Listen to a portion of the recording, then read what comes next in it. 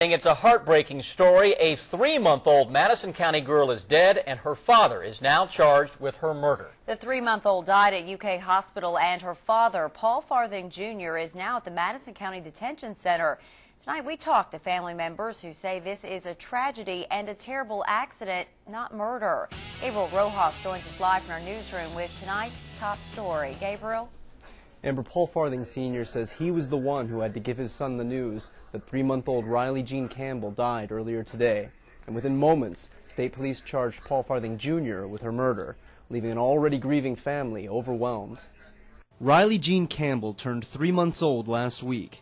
Since then, her grandfather, Paul Farthing Sr., has had some of the worst days of his life. Now the son who bears his name sits in a jail cell accused of murdering Riley. Paul has assured me with every drop of life in him that you know I wouldn't hurt my child. You know that. And he said, what happened was an accident. I said, why didn't you just tell that up front when all this went down? He said, I was scared. I was scared to death.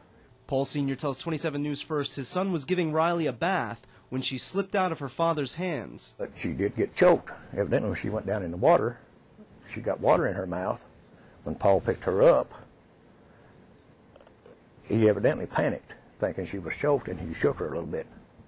He said he didn't realize he shook her that hard. A retired sheriff's deputy, Paul Sr. says he understands that state police have to investigate a suspicious death, but he's convinced his son didn't mean to hurt Riley. I know Paul, and I'd be the first to say if he's wrong, he's wrong. If there was criminal intent involved, and I thought Paul was really doing something to try to hurt that child, I'd be the first to say put him in jail. And for now, that's where Paul Farthing Jr. waits. It's a sad thing. I mean, I lose either way. You know, I lost a grandbaby, and now I've got a son sitting down here in jail, and I'm just praying to God that things works out to where the whole truth and nothing but the truth is told. Farthing Sr. tells us his son had agreed to take a polygraph test when he learned Riley had died. He says his son admitted to state police that he shook the baby, but insisted that he didn't mean to hurt her.